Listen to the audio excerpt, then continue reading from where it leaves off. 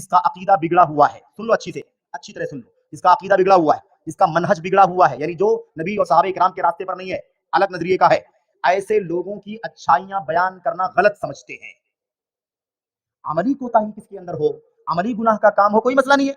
ایک آدمی کا عقیدہ بگڑا ہوا ہے، ایک آدمی کا منہج بگڑا ہوا ہے، فاسد عقیدے والا، فاسد منہج والا، اس کی اچھائیوں کو نہیں بیان کیا جائے گا۔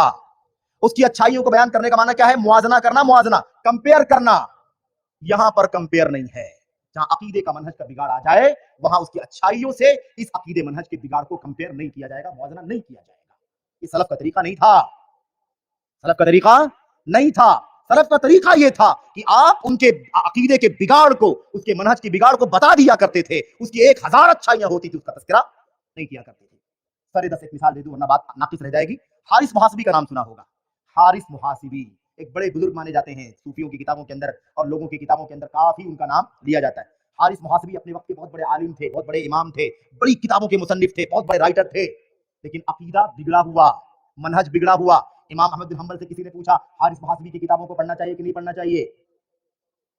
آپ نے فرمایا حارث محاسبی کی کتابوں سے خبردار، اور ان کی کتابوں کو کوئی نہیں پڑھے گا، چھوڑ دو ان کی کتابوں کو، فَإِنَّهَا كُتُبُ بِدْعٍ وَضَلَالَاتٍ، اس لیے کہ ان کی کتابیں بدعات کی گمراہیوں کی کتابیں۔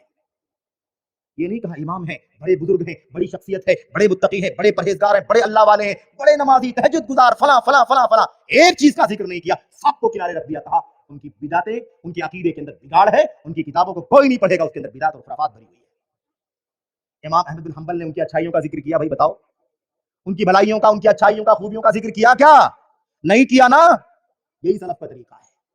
اگر ہم کہہ دیں کہ اس کا عقیدہ بگڑا ہے، اس کا منہج بگڑا ہے، اس کی کتاب میں گمراہی ہے، اس کی کتاب میں بدعت ہے، لیکن بڑا متقی ہے، پرہیزگار ہے، نیک ہے، اللہ والا ہے، تو سننے والا کیا سمجھے گا بھائی؟ سننے والا کیا سمجھے گا؟ کہے گا ہاں تھوڑی بہت کمیاں ہیں لیکن بڑا اچھا معاملہ ہے، انہی کے پیچھے چلو۔ عوام گمراہ ہو جائے گی کہ نہیں ہو جائے گی؟ تو حق اور باطل کو گڑبڑ نہیں کرنا ہے، ولا تلبسوا الحق بالباطل، حق اور باطل کو مکس مت کرو۔